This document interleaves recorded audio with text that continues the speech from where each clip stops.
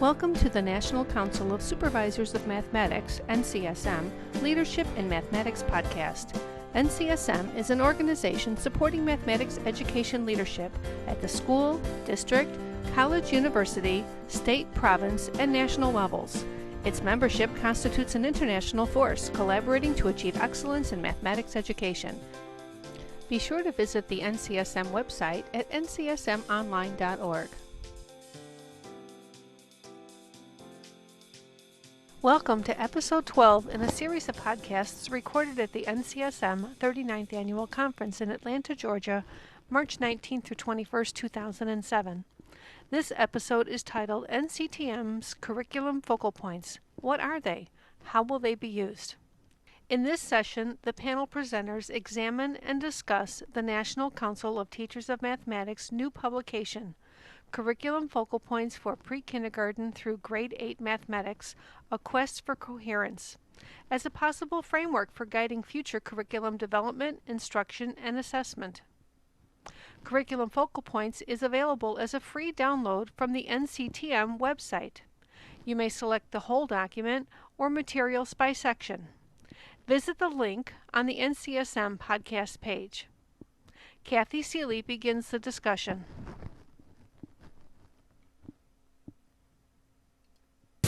I'm Kathy Seeley. It's my pleasure to start this session this afternoon where we're going to take an up-close and personal look at the curriculum focal points released back in September by the National Council of Teachers of Mathematics.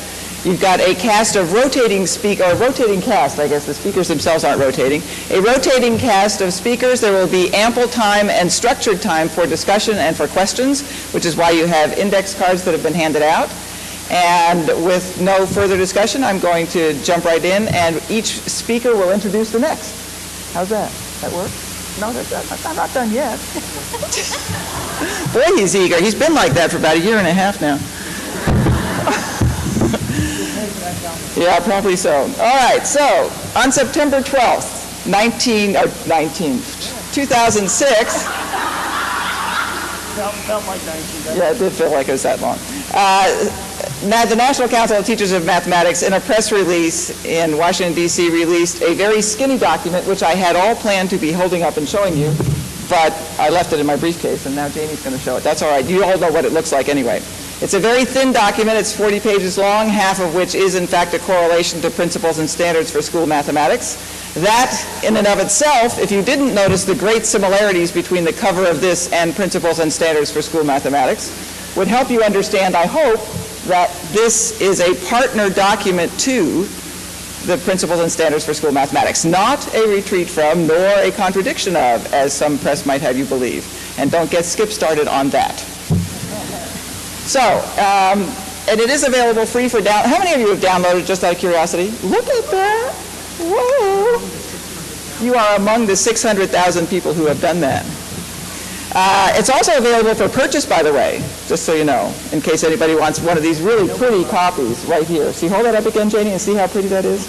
Shiny paper, it lasts forever. You're welcome to do that, too, at the NCTM bookstore. So, I pushed the little arrow. There we go.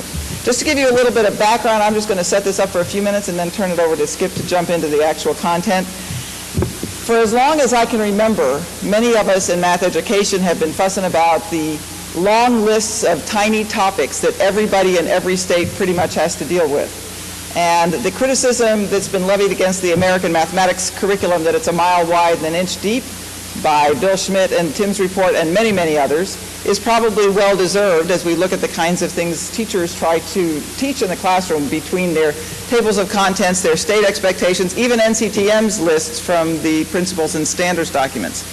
So in the summer of 2004, because of all of this interest from the state mathematics supervisors looking across the states, and from NCTM struggling continually, I will tell you, over the past several years with whether to come out with something that would give grade-by-grade guidance to folks, we got together with those two groups and some mathematicians in Park City to begin taking a look at what these standards might look like across the various states. And to nobody's surprise, there were you could track general topic flows, but you sure couldn't track much else as you looked at the similarities and mostly differences across those states and documents. So in April 2005, the report from that summer was released called View from the Nation, Standards and Curriculum, A View from the Nation. And then just around that same time, actually just before that, we began to start exploring this notion of could we actually come up with something that would be much more concise and really describe in depth the major areas of emphasis for particular grade levels, even recognizing that everybody would not agree on which grade levels those things were done at, but also feeling like this would be a good step, at least to say this might work if you were starting from scratch. So a small working group was put together. We met in Austin, Texas. Barb Rees was the chair of that group. We explored a little while what that might look like, and from that came up with a sort of a model and recommendation for the NCTM Board of Directors. And so in April 2005, the NCTM moved to go ahead forward with the development of curriculum focal points. And so between then and the summer of 2006, a different writing team with some overlap from the original conception group was put together to do the writing, to have reviews conducted, and to look at getting the board, the NCTM board, to approve finally a document that might be released to the public. So in September 2006, that came to pass. I want to emphasize for you, before I let Skip go on with the details, that this is in fact sort of a close-up on the curriculum principle from Principles and Standards. If you go back and look at that, if you haven't looked at it lately, it really talks about the need to have a coherent mathematics curriculum that flows across the grades and connects and identifies priorities and what the emphases should be. In terms of what's different about this and what really does move forward so that you can be giving your own press releases to your teachers and others, what's new is this notion of prioritizing and focusing at a grade level. I don't know of any state that's really done it in this way, where you really say these are the big hits for this grade level and these are the things that might connect to it. This is in fact what's new for NCTM, is to have grade by grade descriptions rather than grade bands, and to describe clusters of content rather than looking at particular standards that might be more specific. I think even though this document is very short, we think it clarifies what's meant by some of the content that we've described, and it does address connections in a way that says these things are the really major hits and these things might connect. And there are other things that go around that as well that you'll hear from some of the other speakers. What's not new, and I want to really emphasize this so that because you are the folks who are on the front line dealing with people who are trying to say what NCTM is doing, and you need to be the ones who know what we're doing. And what's not new is that this in fact is aligned with Principles and Standards, the curriculum principle. This is representing a well-balanced curriculum with all the strands that represent the content standards from NCTM's Principles and Standards. There has always been strong attention to number and operations, even from the 1989 standards all the way through 2000 and through recent documents, and that there's still a commitment to problem-solving processes and content, even though this document focuses on the content part. It really is about understanding math, doing the math, and using it to solve problems. And I hope that you can see that coming through as you hear the different discussions. I think it's really important as you think about this to notice that this is not just about what grade level things were placed at. That's only one way to look at this. The other way, and potentially more substantial way to look at this, is there a way to redo our thinking about curriculum around fewer, deeper chunks that are really related content? What would look different if we did that? So with that in your mind, I'm going to turn it over to my successor in many ways, Skip Fennell, current president of the National Council of Teachers of Mathematics and member of the Focal Points writing team.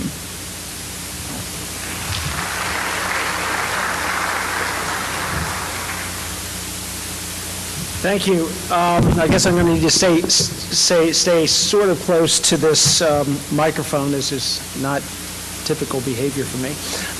So Kathy began to paint an answer, a response to the major question that you see on this slide. Why would we do this? And the why part for me deals with, I can't do this, so I'll just carry it. Deals with a number of things. As she alluded to, and as many of you know, you come from states, many of you, where there are long lists of expectations for students in mathematics, many of them fine-grained, some perhaps not. I frankly am real tired of the mile-wide, inch-deep phrase. And so I know Bill Schmidt well, and so I've actually told him this is designed to shut you up, or at least have you say something else about this. By the way, Schmidt was one of the reviewers of this work, and I'll show you a correlation that he did very recently, looking at A+ countries and mathematics. Notion is to identify the mathematics that should be the focus of instruction in student learning pre-K through 8. Begin the discussion of appropriate curriculum expectations. Identify key mathematical ideas all others build on. I will linger on this for just a moment because I think what Kathy said introductory-wise was very key. This is a new look. These are major concepts, major ideas, major topics with lots of, if you will, those fine-grained objectives kind of nested in to this notion of understanding how addition and subtraction works as one example at a particular grade level. So that look is quite new for all of us. We have been advised along the way, and I'm sure we'll be advised in the Council's next initiative at the high school level by the Curriculum Center quartered at the University of Missouri with subcontracts with Michigan State University in Western Michigan, who have done a number of reports. They have reported out to this organization a number of times. And one of the things that we looked at early that has now been added to across virtually all of the 40-some states they looked at, but this is a particular fourth grade slide that takes a look at one grade level and the number of objectives across 10 states. And you can see that it ranges from the high 20s in North Carolina up to 89 in the state of Florida. You'll see dispersion among the various content areas, as well as few as 2 objectives in one area and 17 objectives in the same content area in another state. So this notion of being all over the place, as Johnny Lott and the Association of School State Mathematics Supervisors found several years ago, is still clear today. Later on, we'll tell you about what some of the states are doing to sort of deal with this issue. What we have in terms of actual product is a publication that tries to go back, if you will, to our roots. Our roots in this case are the Principles and Standards for School Mathematics. Kathy mentioned that this is the next step, if you will, from the curriculum principle that talks about a curriculum that should be a collection of activities that are coherent, focused, nice word, on important mathematics and well articulated across the grades. That comes from page 14 of the Principles and Standards. Direct quote from page 16, a well-articulated curriculum gives teachers guidance regarding important ideas or major themes which receive special attention at different points in time. It also gives guidance about the depth of study, I'll repeat that, depth of study warranted at particular times, and when closure is expected for particular skills or concepts. The notion of closure within our curriculum is a concept we don't deal particularly well with. I just left a session where Barbara Rees pointed out that the same objective was repeated across, I think, 5 different grade levels in a particular state. So this notion of suggesting, even stating, even having the courage to state that we expect students to know this at a particular level, and then frankly we're moving on, is something that we want to be about as well. So these are about important math topics for each of these levels, pre-K through 8. I would be remiss if I didn't harp a little bit on the pre-K side of that, because Doug Clements is seated in this audience, and he's a member of the writing team, and in our work he would always say, you can't forget pre, you can't forget pre, you can't forget pre. It starts before kindergarten, and more pre-opportunities for children are very much around your community, whether they be in public schools or private foundation kinds of opportunities for kids. So that's very, very clear and important to us. And then again, kind of picking up what Kathy said earlier, these are cohesive clusters of related ideas, concepts, skills, procedures that form the foundation for higher level mathematics. There's a lot of mathematics nested in, if you will, our curriculum focal points. Certainly more than a single objective, standard, expectation, or indicator, and then not discrete topics for teachers to present and check off as mastered by students. In the early stages of this work, as you do with any work of this type, you have to consider audience. And with some debate, with some, back and forth, it was determined that the initial audience for this document are leaders in the field, that state supervisors and local supervisors of school mathematics and, if you will, building specialists really need to have the first cut on this work. Because the last thing we want anybody to believe is that at the fourth grade level you have 3 focal points and 4 connections. The year's done by October 15th. Not the intent at all. This is the locus, if you will, of instruction at that particular grade level. These are the areas of emphasis, not the full curriculum, and in fact you should approach the curriculum differently should you involve yourself with this work. So the product, curriculum focal points by grade, connections to the focal points for each of those grades, and you'll see some of that in a moment. Reference to the process standards in each grade, correlation to the principles and standards. That's how this is all sort of fit together within that 40-some page document, half of which is that appendix. 3 per grade level, pre-K through 8, often presenting multiple content strands. By that I mean we'll put together as appropriate numbering operations and algebra or geometry and measurement as it falls out within particular grade levels. Describe the majority of instruction for a specific grade level. We're not exactly sure what majority is. One of our writers was at one point, but he's backed off of that.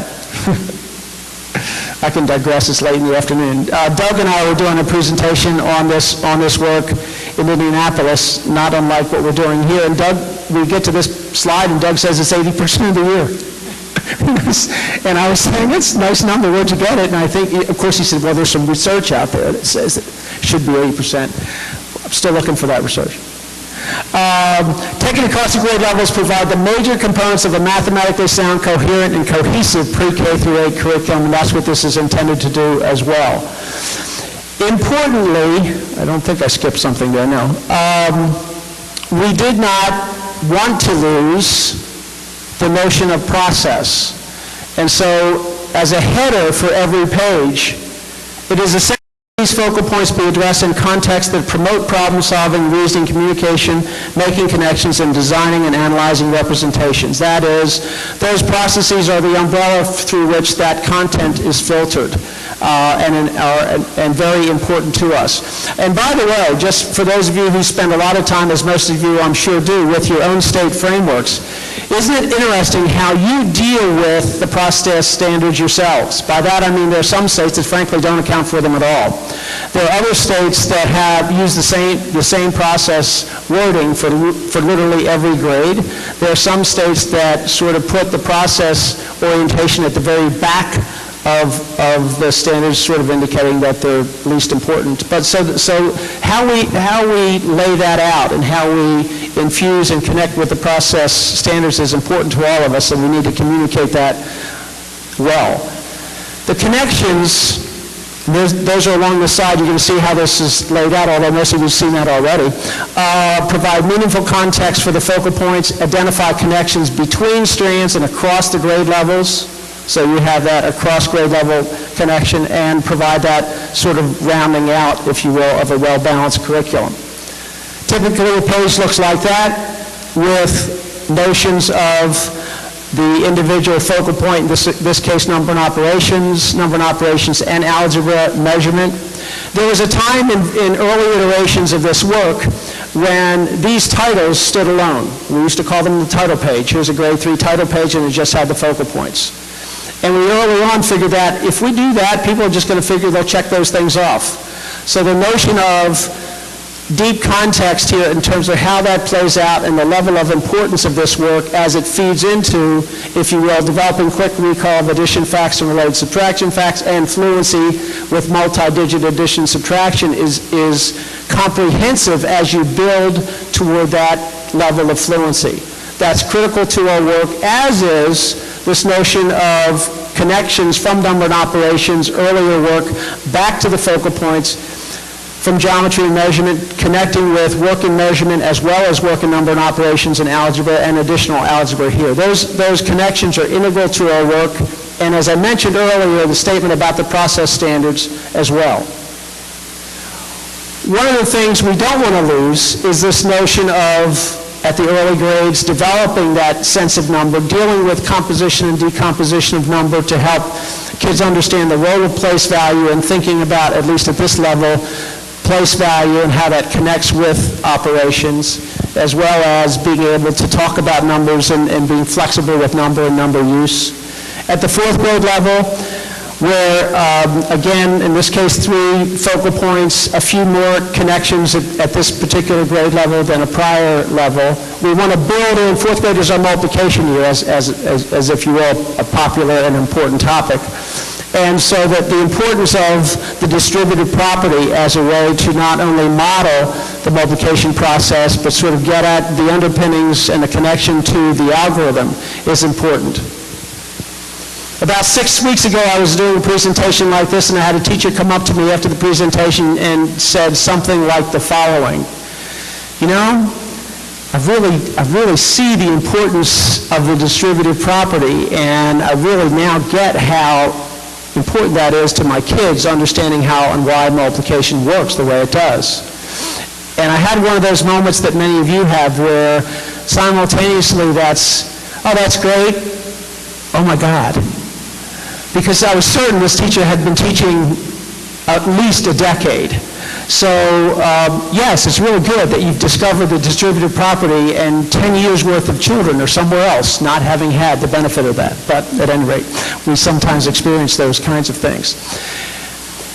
Particularly at the 7th and 8th grade level, to a lesser extent, I suspect at the 6th grade level, our focal points really pay attention to what we might think about as integral kinds of concepts and skills that lead to algebra. And so in number and operations and algebra and geometry, developing an understanding of and applying proportionality, including similarity. Developing an understanding of and using formulas to determine surface areas and volumes of three-dimensional shapes, and then developing an understanding of operations on all rational numbers and solving linear equations. Connections to algebra in all 3 of these focal points, as well as additional connections. Given the fact that most of you have seen this, we're not going to linger over the actual wording and so forth because we want to get you involved in this. Kathy alluded to, and it's again important to us to remember the connections back to the principles and standards. And so half of this document, I guess it's actually more than half, provides a correlation to grade-specific focal points and connections linking to PSSM. Jamie Shelock, who did the majority of that work, if not all of it, claims that's a 90% or about a 98% match, and no one has contested her yet. And actually, if you look carefully at the chart, it's pretty clear that that's true. Another issue that is important to us is the links to research. And one of the things, by the way, that we know is that the issue of what particular topic where with regard to grade level placement isn't as much as a research topic as it is a cultural and historical phenomenon related to particular states, particular countries, and so forth. Suffice it to say that the writing group took a look at all of the curriculum frameworks that are out there among the states, many of the international, if I can use the phrase A+ country that Bill Schmidt describes and so forth, and trying to do this work. In addition to that, and again, I'll allude to a session that several of us just did with the Special Interest Group for Research in Math Education, where Doug Clements pointed out particular research at the early childhood level that feeds into much of what we're suggesting for the focal point. So there is that connection to research, as well as the sort of cultural, historical phenomenon that we call curriculum in this country. Links back to Jeremy, links back to the educational research publications of AERA, as well as the early childhood group, links to NAEP and TIMS, as well as PISA. Recently, do I have this link, Jamie? Recently, Bill Schmidt, I don't know that this is linked. It's not hooked. Well, let me just talk to you about that. I don't think it's hot links. Yeah, let me describe what there's at least one person in this room that's seen this. Bill Schmidt of Tim's fame, if you will, and Michigan State University, has done an analysis between the focal points and, if you will, the A+ countries around the world. And it's, suffice it to say, it's a nice match, and we're pleased at the way that the focal points connect to a lot of those cultures and countries that people like to compare us to. In terms of how this is being presented and used, we certainly hope that this work becomes a framework for future development of the mathematics curriculum, recognizing that it's a different look. And I think Kathy set that up well in her preliminary comments. It's not just, as some people say to me, well, we've taken a look at the focal points and our curriculum really matches up pretty well. We're pleased about that. And usually my first response is, okay, what'd you cut? Because if you really believe that the sort of nested concepts and depth of study and time on important mathematics, that means you're not going to have that one day for that surface area glimpse of a particular topic just because it happens to be on the state test, which, by the way, gets at the next issue. That is, it's all to talk about a refined and a revised curriculum, but the next step has to be assessments that align to that revision, or we're just treading water in this whole process. So the motion to do that, to identify grade level targets, not only because it's sort of like a no child left behind requirement, that is, third grade teachers as well as eighth grade teachers and everything in between are given tests every year, so they need to know what's important. But also this notion about, and you remember when we did grade band stuff, I guess my classic line, if you're a fifth grade teacher and it's a 3 through 5 grade band, you're in trouble because it ends with you. So that notion about how that lays out is pretty important to us. The curriculum focal points and work with teachers. I have the pleasant opportunity to tell you about a board member from NCTM who's departing at the end of this conference. Her name is Bonnie Hagelberger. She's a presidential awardee at the first grade level from the state of Minnesota. And she helped us with the release of this work. And as a board member, because board members have to decide whether or not things are going to move out of discussion and into publication and like, she was very much involved in the progress of this work. And so the questions that we had for her is, how might, once it comes down to the teacher level, how might this impact your work? And a direct quote from her, one of the most important, this helps me think about the most important ideas at my grade level. It provides information for teachers about how ideas at one grade level fit in with important ideas prior to and following. And then to prioritize use of activities, assessments, and other published materials. For classroom teachers, that is, I have a lot of stuff in my room. It's more than a textbook. It's the stuff my supervisor gives me. It's the stuff from the state assessments. It's all that other kind of supplemental stuff that filled the closet from that teacher who retired, and I got it all. And so I have to figure out if and how I can use all that stuff, and it helps in that regard as well.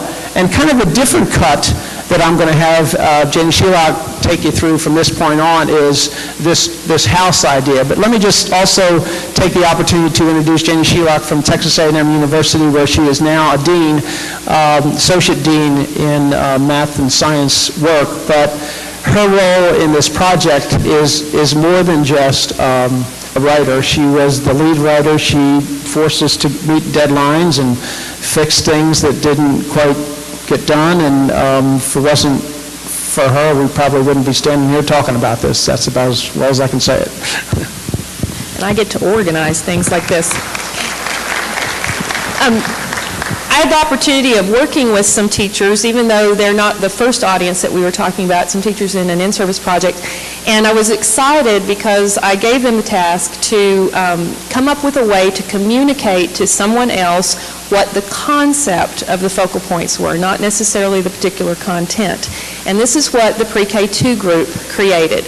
And you probably can't read it, but it has things like number and operations and develop a sense of number is the foundation of the house, and the load-bearing walls are recalling basic facts, and the strategies for addition and subtraction, and the multi-digit algorithms, and developing those algorithms with and those things support the ideas of measurement and problem solving, and windows into the future of developing division concepts and multiplication. Anyway, this is what they took from it as the terms of the concept of focusing your curriculum and making connections. And I think it sort of captures the goal that we had in mind.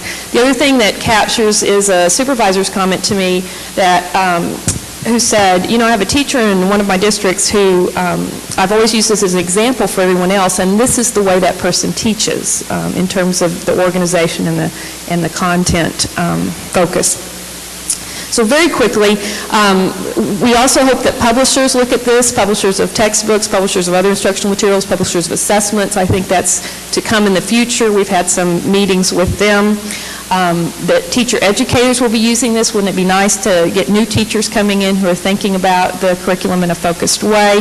And I know Rose Beck over here is a person who's been working very much in that area. If you look at the document, you'll see the list of all the names. We've got a large group, the majority of the writing group here today, and hopefully you get to hear from each of them a little bit. But for the small group, it was extremely representative. I wanted to put page biographies about them so you would know all the different kinds of experiences that had been contributed. You'll have to go on their websites and read all those things. Several groups of outside reviewers, both formal and informal, gave us feedback. And many of the people listed in the document represent groups of people. For example, your state supervisor may be listed there who contributed impact from a working group that you had at one of your meetings. So we've been to 15, 16 states, a lot of states. Some of them were at the end of their process of revising curriculum, some were at the very beginning, some were in the middle. I encourage you to go, like Florida's website has the result of their incorporation of the concept of the focal points in theirs. Your state may be working on these things. A lot of people looking at them and thinking about how it impacts them at the time of the process that they are. We've also been, of course, having Skip on the National Math Panel as a member. I hope you were able to hear his presentation. A lot of impact on the Hill, interaction there. Department of Ed, we've gone to 4 MSP meetings, connections to those that are new, looking through the list, all the things that you're hearing here. But one of the important next steps, or connected steps actually, that is going on in NCTM, I'd like to introduce Dr. Rose Beck to talk about the Essential Understandings Project.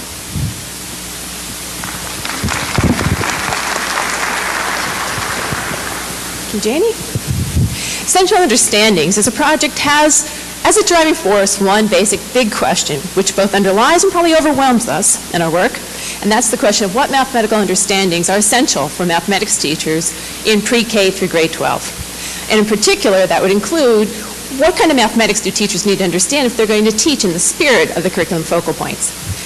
As an NCTM project, our goal is to create products that would include a set of 16 books.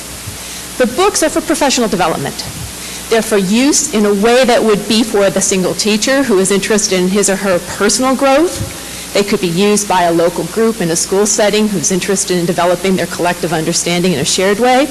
They could also be used in more formal settings that could be put together by a district or a college or university. The audience for these books clearly is the classroom teacher. They're designed so that the beginning teacher, the prospective teacher, the experienced teacher, and us, by the way, can all enter the books in a way that it takes us from where our mathematics understanding is to a deeper, richer place. They are designed by grade level, unlike the focal points, and they do include the 9-12 grade level as well. When we think about the contents of a book, what we have are an organization of the ideas around what we call big ideas and essential ideas or essential understandings. The notion is that we think about the ideas that exist at 2 levels. Under content, the larger print for that category tells us that's the bulk of what's going to be in a particular book. It's going to engage the teacher, that is not just tell the teacher, but engage the teacher with those ideas. Another part of each book is going to be the connections to other ideas within that grade band, as well as connections to how the ideas play out in grade bands above and below that particular one. The third key part of each book is going to be a section that talks about, so if we have this great understanding of mathematics, what does that mean that we're going to do differently in our teaching, our assessing, and hopefully in our students' learning? The timeline for this project is that it actually began full steam in 2005, although it was conceptualized slightly earlier than that. And the book should start appearing in approximately 1 year or sooner. Given that the books are about to appear, obviously the first books are now in progress, and we might think of each one of the books as being a professional development focal point. The list up here includes what the particular topics would be for each of the 4 books that are now in the works. The drafts will be under review this spring. You may be hearing from us. When we think about those 4 particular books, it seems like it's only natural that we'd be able to take one of them and see how it would match up with the curriculum focal points. So if we think about the Essential Understandings book, and I just chose the one that's in grades 6 through 8, that is on ratio, proportion, and proportional reasoning, and say, how does that match up with what we would expect for students in those grades? The ideas of that particular Essential Understandings book would be the ones that will help the teacher to unravel the idea of ratio and rate as it happens within 6th grade in that focal point. It'd help them to see how that then connects to the idea of proportionality and its richness that plays out in 7th grade, including the connection to similarity. It also would relate to one of the connections that appears in 8th grade with the idea that at this level, we can think about those slope triangles and what they have to do with this notion of proportionality, ratio, and rate. If you think about it then, what we're basically saying is that the Essential Understandings puts together the mathematics that underlies a collection of focal points and the mathematics that goes across several focal points into an experience for teachers that helps them to see how that would all mathematically make sense so that the students then can experience it in the spirit of the curriculum focal points. If we think about things in general, the curriculum focal points are the mathematics for students. The Essential Understandings are about the mathematics for teachers. Hopefully, in all the things that you've heard, there's been a consistency. The Essential Understandings, like the curriculum focal points, says let's focus on what the important mathematics is. It has to do with thinking about that important mathematics within clusters of ideas. And it talks about connections within an area of mathematics, connections among content strands, and of course connections between content and processes. That in a nutshell is essentially Essential Understandings.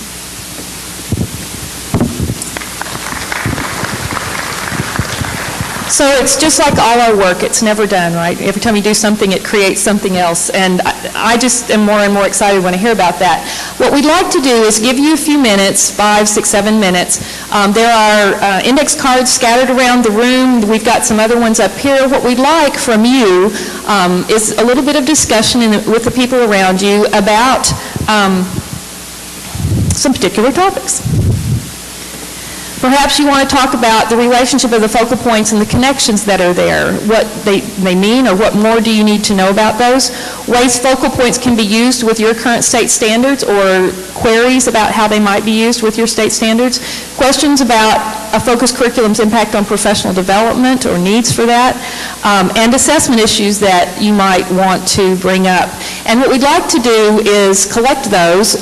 Certainly we can't address them all in the time that we have here, but one of the things we do have is a website up that has frequently asked questions and more information, and this contributes to the information about what we need to have up there. And it does give an opportunity for the other 4 members of the writing group that are here to be able to talk with you a little bit and for you to interact with them. So Doug Clements is walking with cards there.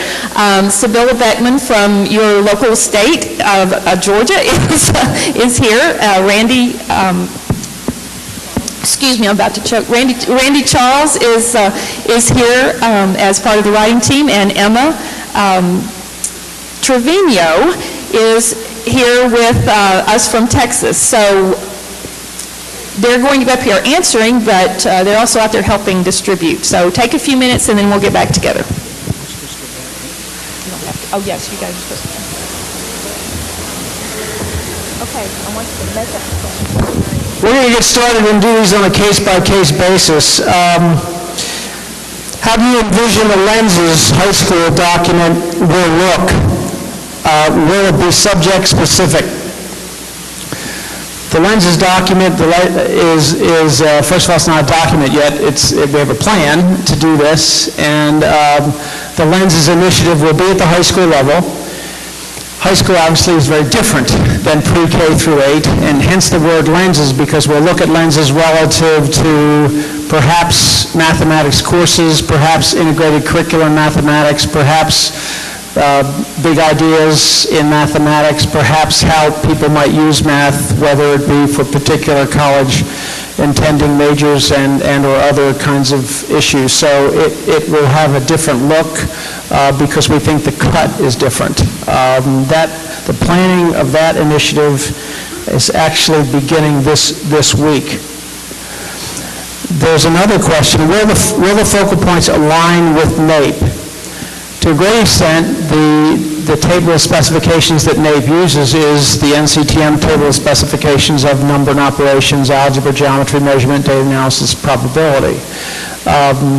Going off this presentation for a moment, the National Math Panel is seriously looking at the NAEP framework with perhaps some shift coming. Who knows about that? If you're following the legislation that's coming particularly from Senators Clinton and Senator Dodd, less so Senator Kennedy, who are talking about a national voluntary curriculum. In two of those cases, they're suggesting that the National Assessment Governing Board, that's the group who governs NAEP, would have power of that curriculum. If that would happen, that would probably cause a shift in NAEP in terms of specifications. The second question on this one, I actually love this one. Why was there an article in the NSTA newspaper stating that NCTM was going back to basics in reference to the focal points? And I can't wait to respond to this because what NSTA did, our colleagues at NSTA, thank you very much, was to take the Wall Street Journal headline and use that in their publication. You should know that maybe 5 minutes after that was in print, I had messages from many of your colleagues, and Jim Abello and others from NCTM were, I hate to use this phrase, but I use it because it's coming to mind, in the face of those at NSTA. They quickly retracted that. If you follow the news, last week, NSTA announced their Anchors project for anchors in school science. And my response to that is, we were first. Yes. Thanks, Skip. I'm Randy Charles of San Jose State University. There were 4 or 5 questions related to the Essential Understandings Committee. Rose Zabick and I, were members of both the Curriculum Focal Point team, and we're both members of the Essential Understandings Committee. It's very important to remember that these two committees were essentially conceived together. The focal points, in our opinion, really provide an opportunity for all of us to have conversations about what it means to teach content in depth. To not just pull out the most important 12 standards in your state, but what does it mean to teach in depth and to teach with connections? And that's why this document was written as sets of paragraphs of related ideas and skills. The essential understandings are going to take that to another level for teachers. The question said, this question says, will the essential understandings provide video studies of students, classroom interactions, best practices, assessment? The main focus for the Essential Understandings books are content preparation, content professional development for teachers. The exact organization of those books is evolving as we speak, as the drafts come in, but the intent is to have connections to issues related to learning and connections to assessment. But the focus is on the big ideas of mathematics and the essential understandings of mathematics that teachers need to have in order to effectively implement these focal points in depth. Sibylla? Hi, I'm Sibylla Beckman from the University of Georgia, and I was also a member of the writing team. One of the questions that we've gotten concerns data analysis. Is that it's not in the focal points except for 8th grade. Does that mean data analysis is not important? And that, of course, is something we discussed very carefully in writing the focal points. The decision that we came to was that data analysis is not foundational in the way that the other focal points that you do see at the grade levels are. Number and operations and geometry are absolutely foundational topics that students absolutely must know in order to progress in their mathematics. You can't go on in mathematics really without a very good, solid understanding of number and operations and geometric concepts. Data analysis is, of course, very important, and especially in today's world, it's very important, and we recognize that. And you see it in the connections. The understanding is that these data analysis is something that needs to be woven into the focal points. It is not in and of itself at grades pre-K through 8 something that is foundational, but it's something that needs to be woven in as part of the other topics. Okay. Doug? Let's see. I'm Doug Clements, University of Buffalo. The first question I have is, why didn't you let Doug Clements talk during the first part? No, that's not it. I wrote that one. I wrote that one, yeah. No, the real questions are good issues here with these. Publishers are simply tagging their current books with focal point standards. What, if anything, is being done to ensure these are being used for current development? And they said, or, another way to look at that, is there anything wrong with the publisher stating, yes, we cover the focal points on existing product lines, those in print before the release of focal points? Yeah, I mean, the answer to that was easy, yes. I think that's a problem. It goes back to what Skip was saying, which is, what did you leave out then? Covering the focal points is not doing a focal point. A focal point is taking a major part of the year and dealing with that focal point. If it got everything else in there too, them having 1 or 2 lessons out of it isn't doing a focal point, so that's not accurate. Going back to the first question, what's being done, several meetings have been conducted with NCTM people, the writing staff, and other people with publishers, and we continue to work with publishers who are delighted, by the way. Publishers with the curriculum focal points in the direction we're going.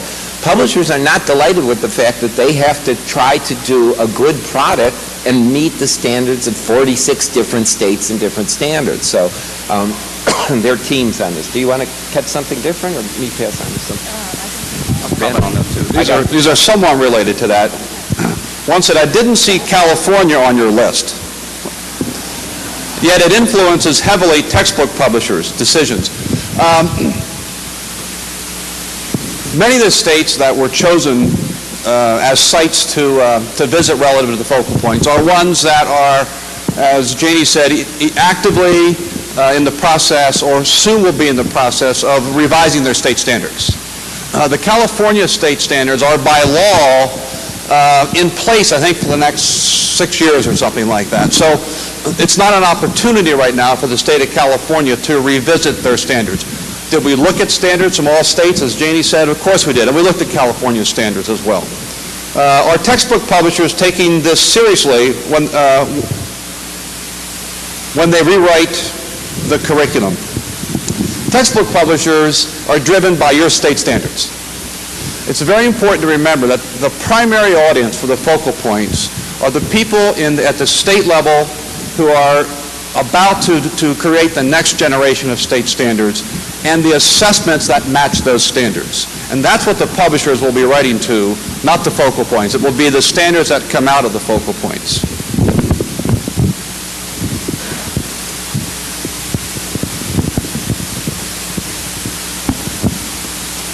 Here's a question. How are the curriculum focal points related to readiness for Algebra 1 and courses beyond Algebra 1?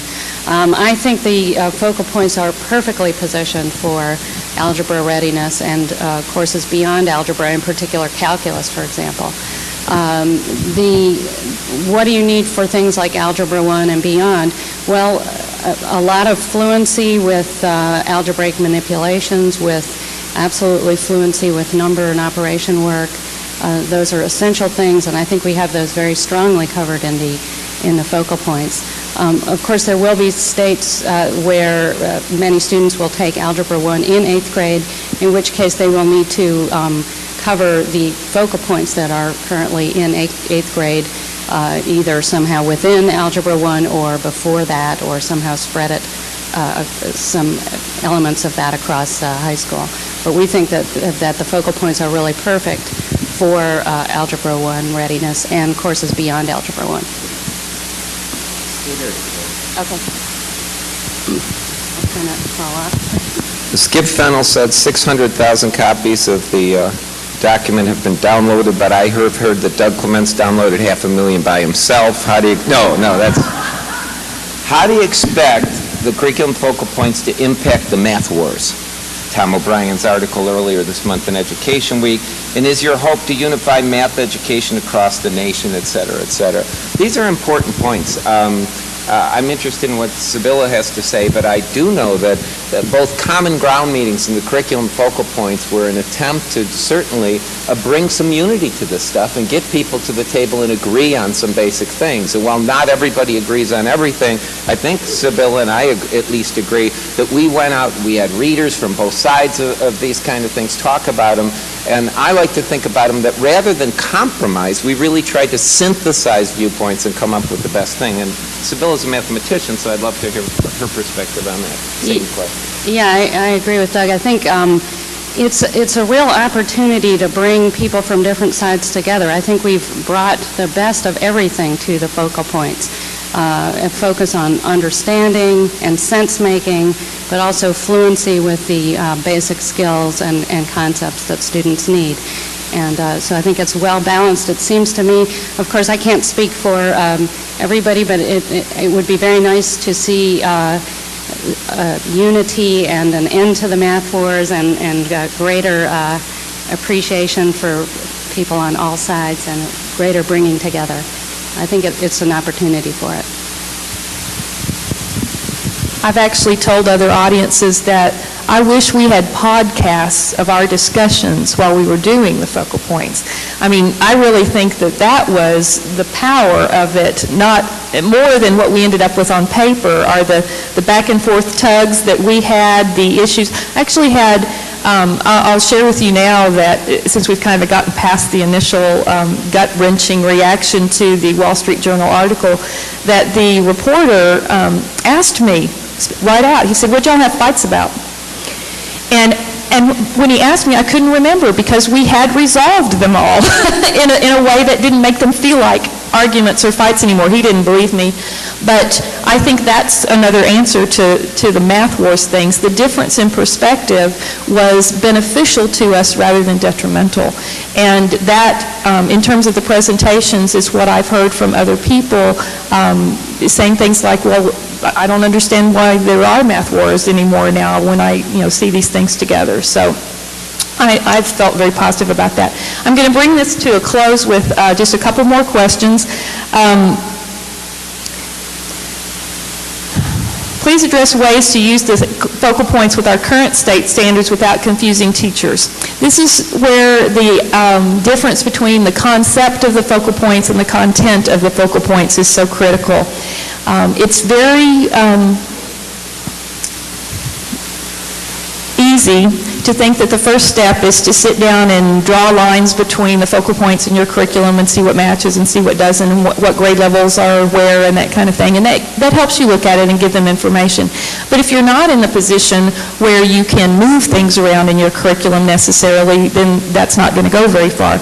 So the idea is, like the house, to be looking at how can you group the ideas that are in your current curriculum in a way that makes sense, that I think of it as a foreground-background issue, that instead of everything being up in the front, you have things that pop out at certain times and then go into the background at other times, leaving room for other things to pop out in the front.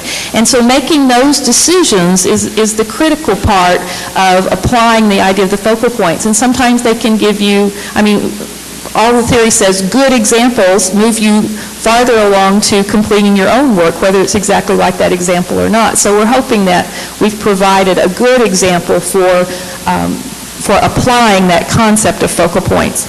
And the final question is this PowerPoint presentation going to be available online to download? And as soon as if you go to the NCTM website now, there are several versions of this up there to download, things that we did for the press club, for the press release, things that we've done at various presentations in various places. So I'm sure that I will be able to get it up there, but if it takes me a while, there are other things there that you can grab. I also wanted to let you know that the teacher that and former board member that Skip was talking about, Bonnie Hagelberger, you can retrieved the clip of her talking about using this with parents and teachers from the press release video. So that's a really nice piece to look at as well. So yes, we'll make this available. And we really appreciate you coming from 4 to 5 on Tuesday afternoon. And yes.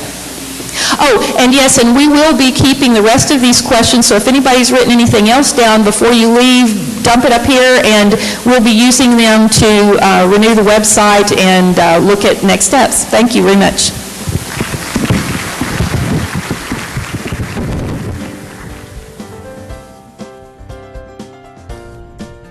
Tune in to our next episode, A Leader's Legacy, Leading from the Inside Out, by Dr. Timothy Cahill.